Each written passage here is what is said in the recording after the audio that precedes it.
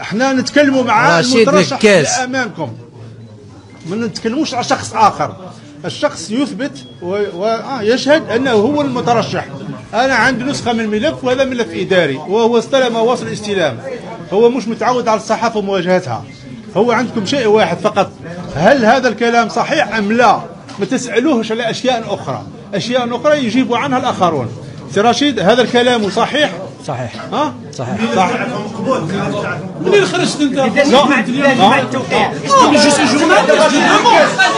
سوي جورناليست. منين خرجت هنا؟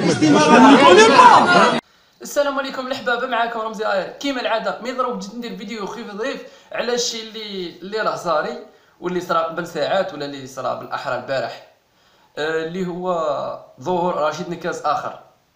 الناس مازال ما فهمتش باسكو حاسبين باللي مخدومه ورشيد نكاس داك ما كانش منه كاع. مي اللي جيت نقولها انه رشيد نكاس البارح صرح انه الملف تاعو ما قبلوش في المجلس الدستوري لانه كان عنده جنسيه فرنسيه من قبل، وهو اللي حط رشيد نكاس واحد اخر باسكو هذاك ولد عمو اللي هو بنفس الاسم تاعو.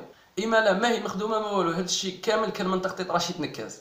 على هذا الشيء قدمت الملف تاع ولد عمي نكاس رشيد، فوتوكوبي تاعي، السكور تاعي، باه الشعب الجزائري يحس باللي كاين حل سياسي.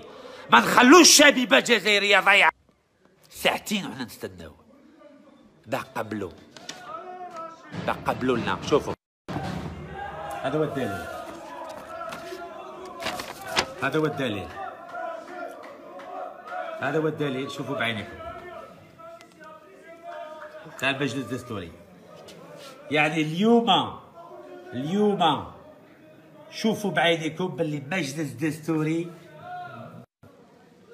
بالسيف عليه قبلنا هذا الملف. فهمتوا دي ولا لا؟